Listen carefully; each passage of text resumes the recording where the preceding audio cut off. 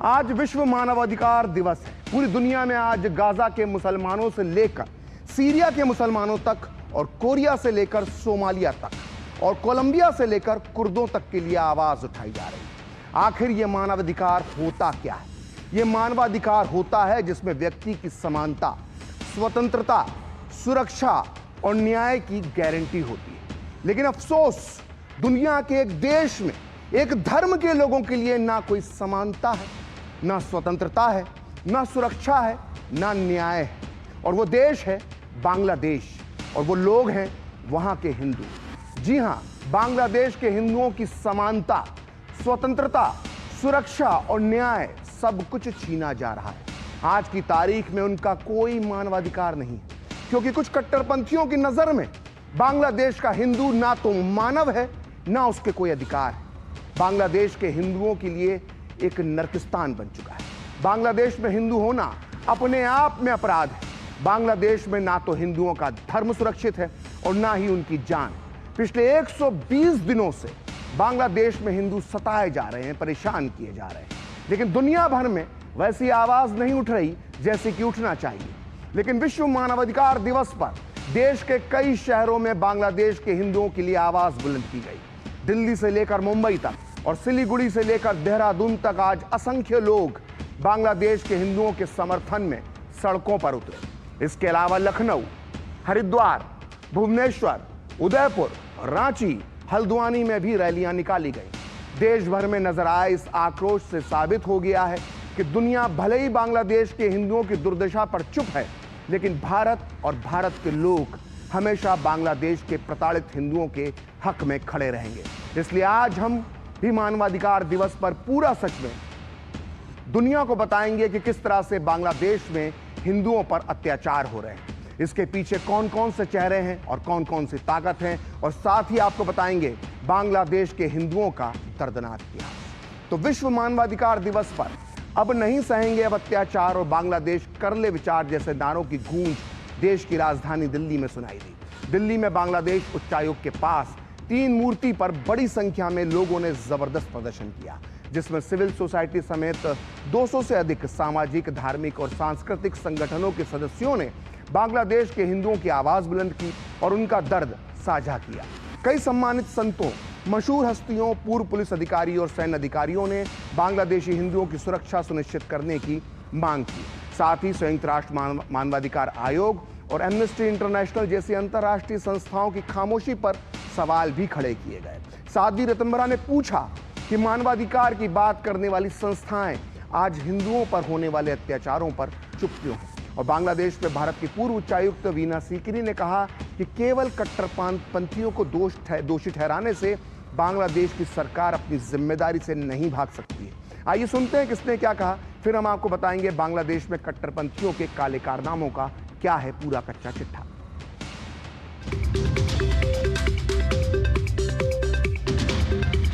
अत्याचार से बढ़कर ये सामूहिक नरसंहार है जो वहां हो रहा है।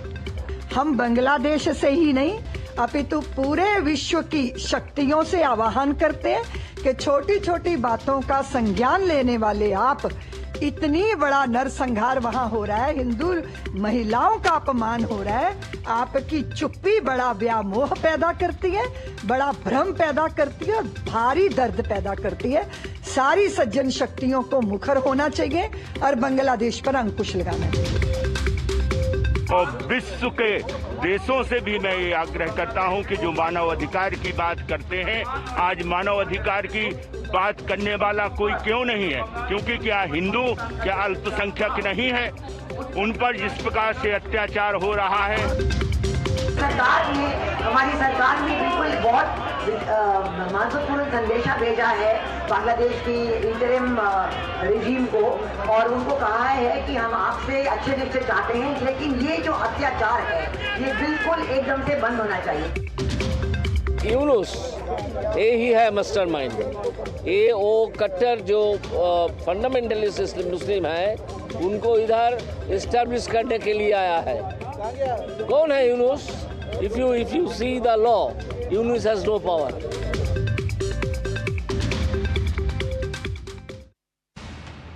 तो बांग्लादेश के हिंदुओं के हक में पूरे भारत में जो गुस्सा सड़कों पर दिखाई दे रहा है वो ऐसे ही नहीं है। दरअसल 5 अगस्त को शेख हसीना के तख्ता पलट के बाद से ही हिंदू कट्टरपंथियों के निशाने पर है। बांग्लादेश की कट्टरपंथी सरकार बार बार हिंदुओं की सुरक्षा का भरोसा देने का ढोंग करती है, लेकिन हकीकत में वो हाथ पर हाथ धरे बैठी है। और यही वजह है कि बांग्लादेश में हिंदुओं पर लगातार हमले हो रहे हैं। आइए हम आपको पिछले 15 दिनों की कुछ घटनाएं बताते हैं, जिसके बाद साफ हो जाएगा कि बांग्लादेश हिंदुओं के लिए सचमुच नर्क बन चुका है। ये देखिए, 5 दिसंबर को चटगांव के खगराचारी में चुमकी रानी दास नामक एक हिंदू महिला की उसके ही घर में बेरहमी से हत्या कर दी गई।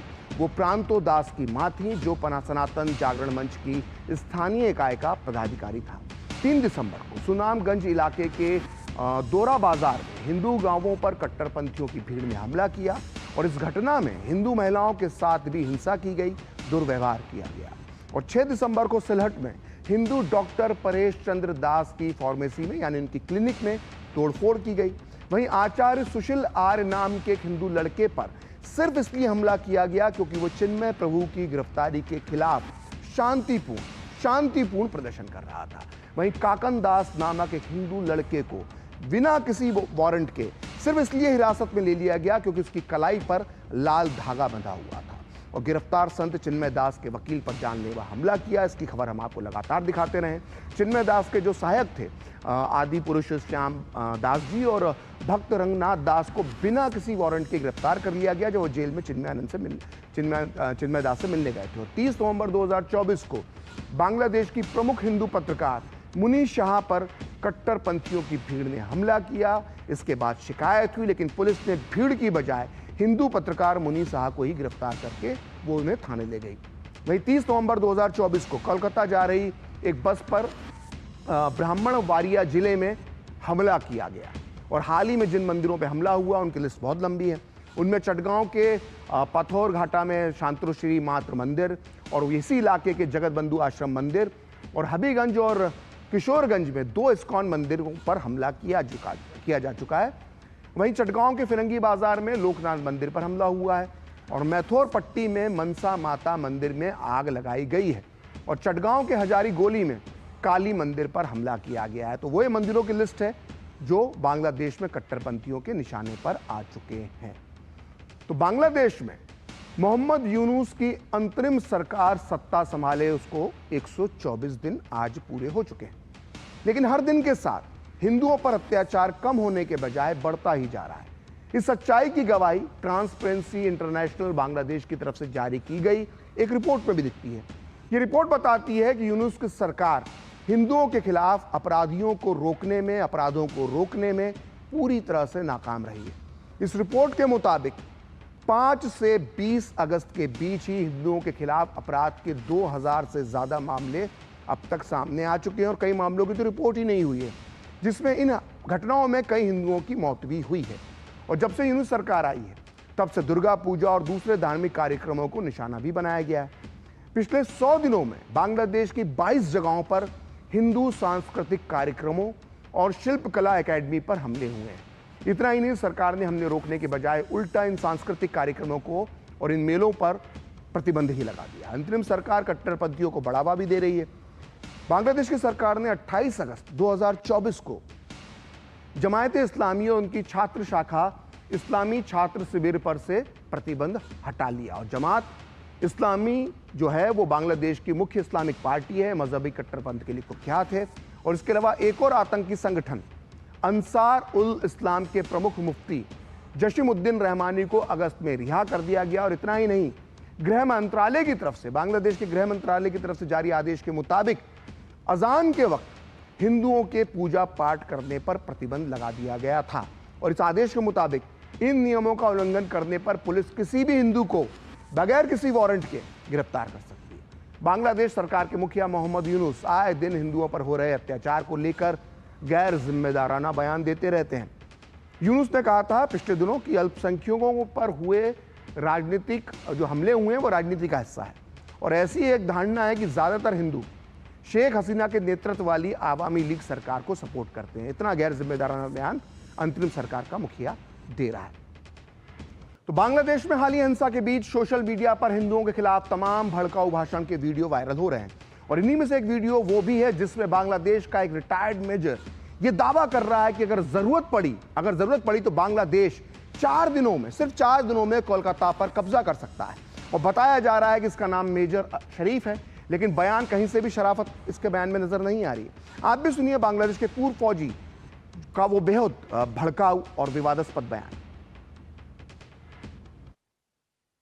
আমি মেজর শরীফ, আমি বলে দিচ্ছি ভারতকে যে ট্রেনিং আমরা নিয়েছি, যে যুদ্ধ আমরা করেছি, আমরা শুধু 2 লক্ষ সৈনিক না, আমাদের সাথে 18 কোটি জনগণ আছে।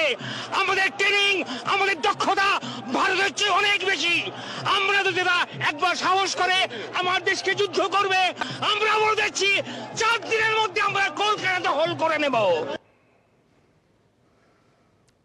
तो यह बयान जितना विवादास्पद है उतना ही हास्यास्पद भी है।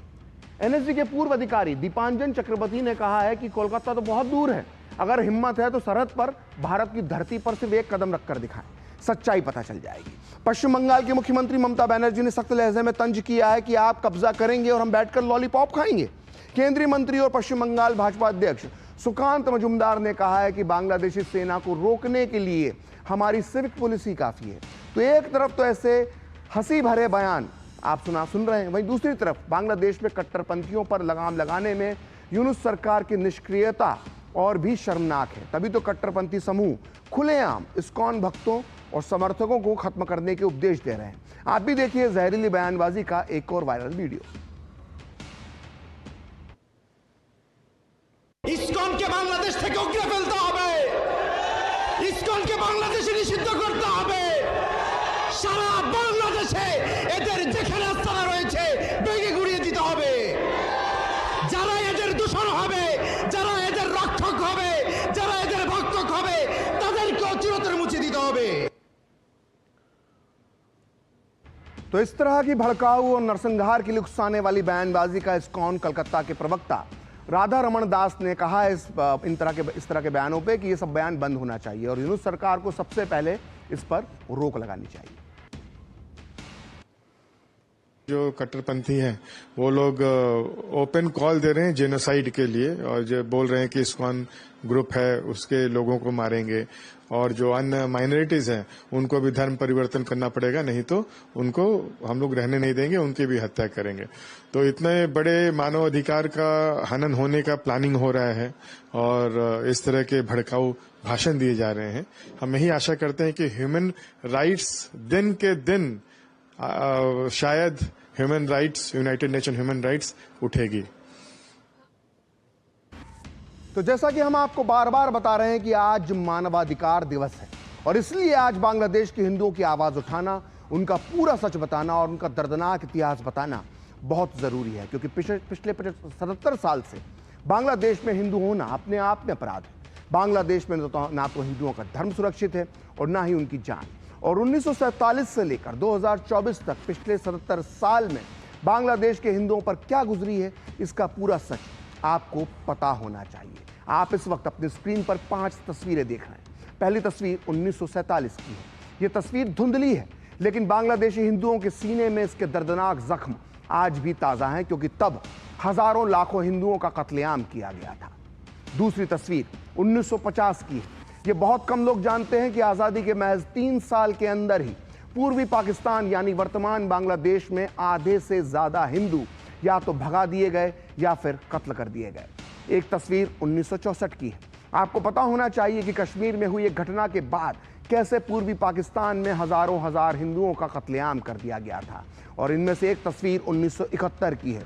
यह आपको पता होना चाहिए कि बांग्लादेश बनने से ठीक पहले पाकिस्तान की सेना, उसके रजाकार और जमायत इस्लामी ने कैसे हिंदुओं को गाजर मूली की तरह काटा था। तो ये 5 तस्वीरें गवाही दे रही हैं कि कैसे बांग्लादेश के हिंदुओं की दर्दनाक स्थिति बद से बदतर होती जा रही है पिछले 77 साल में। तो आइए बांग्लादेश के हिंदुओं की दर्दनाक इतिहास का आगाज करते हैं। 15 अगस्त 1947 से, वो दिन जब भारत आजाद हुआ था, लेकिन यह आजादी खुशियों के साथ एक दर्द भी लेकर आई थी और यह दर्द था बंटवारे का, और बंटवारे से पैदा हुई सांप्रदायिक हिंसा का। पंजाब के इलाके में जो हिंसा हुई उसका जिक्र तो बहुत किया जाता है, लेकिन भारत की पूर्वी सीमा यानी बंगाल में हुई हिंसा का जिक्र बहुत कम सुनने में मिलता है। बांग्लादेश तब पूर्वी पाकिस्तान के नाम से जाना जाता था। 1947 में बंटवारे के दौरान यहाँ रहने वाले बंगाली हिंदुओं का बड़े पैमाने पर कत्लेआम हुआ था और आज़ादी के ठीक बाद लाखों बंगाली हिंदू पूर्वी पाकिस्तान छोड़कर हमारे बंगाल के कोलकाता जैसे शहरों में आ गए थे और ये पलायन लगातार जारी था।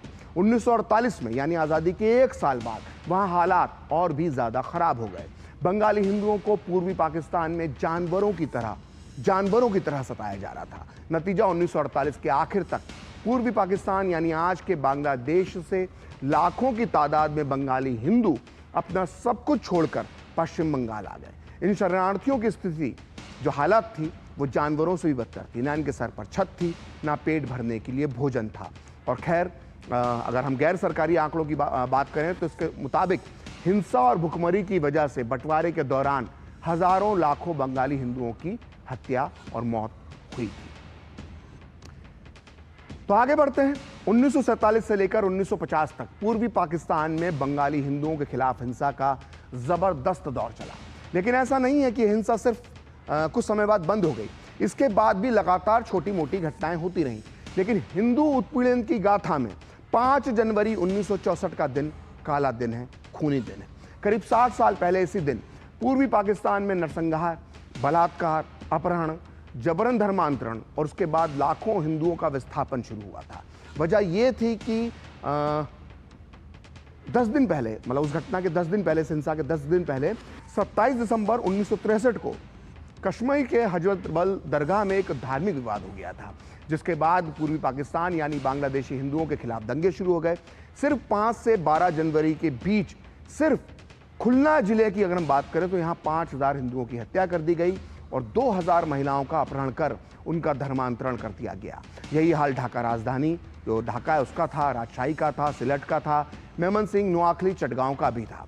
अकेले ढाका शहर में लगभग 2000 हिंदू मारे गए और 1 लाख हिंदू बेघर हो गए और ढाका के आसपास के सभी गांवों और बस्तियों से हिंदुओं को साफ कर दिया गया और ढाका के पास नारायणगंज में लगभग 4000 हिंदुओं को मार डाला गया और 31000 हिंदू घरों को लूट लिया गया।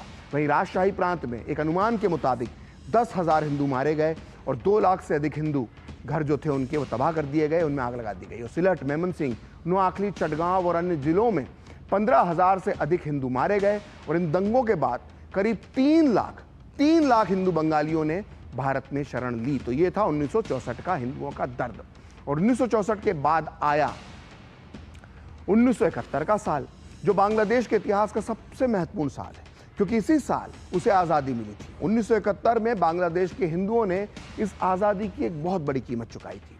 1971 की शुरुआत में पूर्वी पाकिस्तान में पाकिस्तान के खिलाफ बगावत हो गई थी। इस बगावत को कुचलने के लिए 25 मार्च 1971 को पाकिस्तानी सेना ने ऑपरेशन सर्चलाइट शुरू किया। इस दौरान पाकिस्तानी सेना और उसके कट्टरपंथी सहयोगी रजाकारों और जमात इस्लामी ने, जो इस वक्त सत्ता में बैठे हुए हैं, मिलकर प्रमुख बंगाली बुद्धिजीवियों को सुनियोजित तरीके से मार डाला।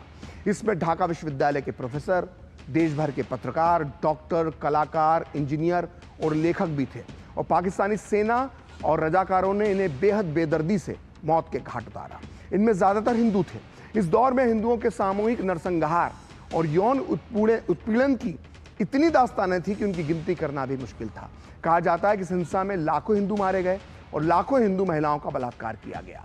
उस दौर में भारत भागकर आए बंगाली शरणार्थियों में 60% से ज़्यादा हिंदू थे और इस नरसंहार की जांच के बाद जिनेवा के अंतर्राष्ट्रीय न्याय आयोग ने यह निष्कर्ष निकाला था कि पाकिस्तानी सेना के इस अभियान के जरिए पाकिस्तान की सेना बांग्लादेश की हिंदू आबादी के एक बड़े हिस्से को हमेशा के लिए खत्म करना चाहती थी। और 1971 में पूर्वी पाकिस्तान इस्लामाबाद से तो आज़ाद हो गया और आज़ाद होकर बांग्लादेश बन गया, लेकिन हिंदुओं के लिए कुछ नहीं बदला। जो पूर्वी पाकिस्तान में उनके साथ हुआ वही बांग्लादेश में भी उनके साथ होता रहा। तो पूरा सच में वक्त एक ब्रेक का, और ब्रेक के बाद दिखाएंगे बांग्लादेश में हिंदुओं पर अत्याचार के खिलाफ कहां-कहां हुए प्रदर्शन। बढ़िया है, प्राकृतिक हल्दी, मिर्ची, धनिया नहीं, मिर्ची, धनिया, हल्दी, MDH। Market access, resources, infrastructure, skills. Rajasthan has it all with the vision of PM Narendra Modi and CM Bhajanlal Sharma. Explore endless opportunities at the Rising Rajasthan Global Investment Summit. Register today. जिंदगी की हर छोटी बड़ी जरूरत के लिए आप जो सपने सजाते हैं, बस उसी उम्मीद को तो हम सहारा लगाते हैं। SIP आपकी सेविंग्स को आपकी खातिर काम पर लगाएगी। आज ही अपनी पहली SIP की शुरुआत करें। अधिक जानकारी के लिए अपने वित्तीय सलाहकार से परामर्श करें। LIC म्यूचुअल फंड द्वारा निवेशक शिक्षा की एक पहल। म्यूचुअल फंड निवेश बाजार के जोखिम के अधीन हैं। योजना से संबंधित सभी दस्तावेजों को ध्यान से पढ़ें। मेरी पसंद, मेरी पसंद, मेरी पसंद, मेरी पसंद, हमारी पसंद, हम सबकी पसंद। मजबूत देश का मजबूत सरिया हो गया स्टील। गोल्डी मसाले के 100 ग्राम के स्पेशल पैक्स में फ्रेशनेस लॉक है। ऐसे गोल्डी मसाले, जहां जाएं रिश्ते बनाएं। तो ब्रेक के बाद पूरा सच में आपका फिर से स्वागत है। और बांग्लादेश में हिंदुओं पर अत्याचार और मानवाधिकार उल्लंघन के विरोध में देश भर में प्रदर्शन देखने को मिला। इतना ही नहीं, रांची से लेकर उदयपुर तक और धर्मशाला से लेकर जम्मू और डोडा तक में विरोध प्रदर्शन देखने को मिले। इन प्रदर्शनों ने दिखा दिया है कि भारत के लोग बांग्लादेश के प्रताड़ित हिंदुओं के न सिर्फ साथ खड़े हैं, बल्कि उनके मानवाधिकारों के लिए हमेशा आवाज उठाते रहेंगे।